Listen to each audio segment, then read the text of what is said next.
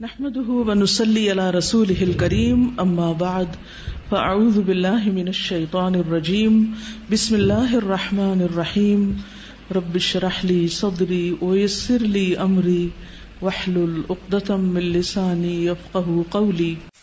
جیسا کہ آپ جانتے ہیں کہ دعا مانگتے وقت اللہ تعالیٰ کی حمد و ثنا کے بعد درود شریف پڑھنا دعا کی قبولیت کا سبب ہوتا ہے، کیونکہ ایک دفعہ درود شریف پڑھنے سے 10 رحمتیں آتی ہیں.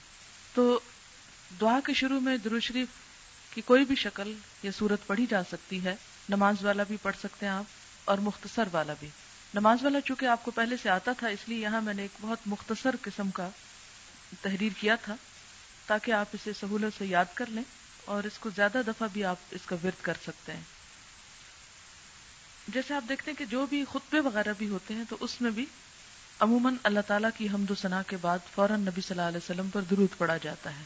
جیسے الحمدللہ وکفا وسلام علی عبادہ الذین اصطفی، تو اس میں اللہ کی تعریف بھی ہے اور پیغمبروں پر سلام بھی بھیجا گیا ہے. اسی طرح یہاں پر بھی تو اس کو میں پڑھتی ہوں اور آپ اسے دہرا لیں، پھر ہم آگے چلتے ہیں. اللہم صلی علی محمد وبارک وسلم.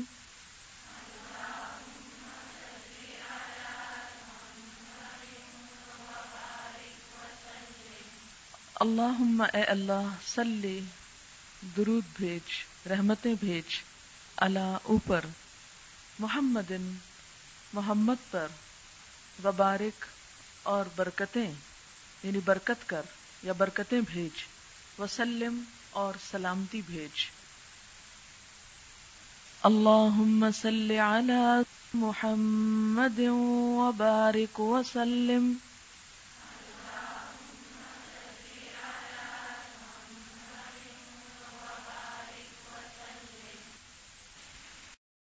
سبحانك اللهم وبحمدك اشهد ان لا اله الا انت استغفرك واتوب اليك.